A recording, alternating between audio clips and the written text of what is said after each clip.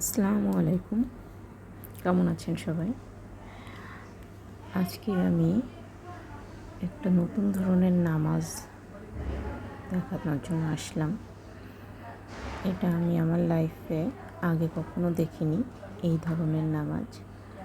আমি জানিও না এটা কোন ধরনের নামাজ এবং কোন নিয়মের। ঠিক সেজন্যই আমি এই জিনিসটা দেখানোর জন্য আসলাম। কেউ যদি জানেন এটা কোন শরিয়া মানে কোন নিয়মের নামাজ, আমাকে একটু প্লিজ কমেন্টসে জানাবেন। আমি জানার আগ্রহের জন্যই আমি এই ভিডিওটা আপলোড করলাম। এখানে এক আন্টিকে দেখলাম নামাজ শেষ করে সে জায়নামাজে পিছনে ঘুরে বসলো এবং সে প্রথমে পূর্ব দিক থেকে, তারপরে পশ্চিম দিকে, তার উত্তর দিকে, তারপরে হলো পশ্চিম দিকে এবং শেষে দক্ষিণ দিকে চারদিকে ঘুরে সেজদা দিল। এবং তার সেজদার সময়টা খেয়াল করবেন, হাতটা কীভাবে আমরা যেভাবে সবসময় সেজদা দিই, হাতটা ঠিক সেভাবে রাখলো না।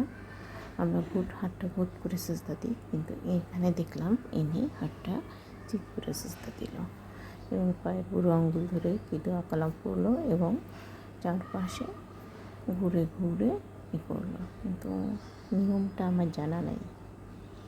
ছোটোবেলা থেকে আমি এই নিয়মের নামাজ কখনো দেখিনি, যার জন্যই আমি এটা আপলোড দিলাম। কেউ যদি জানেন এই নিয়মটা কিসের, আমাকে প্লিজ একটু জানাবেন। জানার আগ্রহ থেকে ভিডিওটা দিলাম, কেউ নেগেটিভ মাইন্ডে নেবেন না।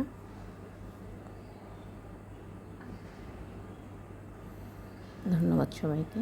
প্লিজ আমাকে একটু নিয়মটা জানাবেন, এটা কী নিয়ম এবং কেন এভাবে করতে হয়।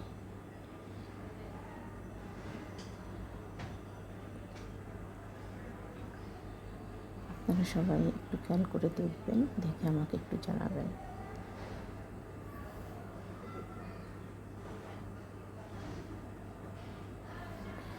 সবাইকে ধন্যবাদ। আল্লাহ হাফেজ।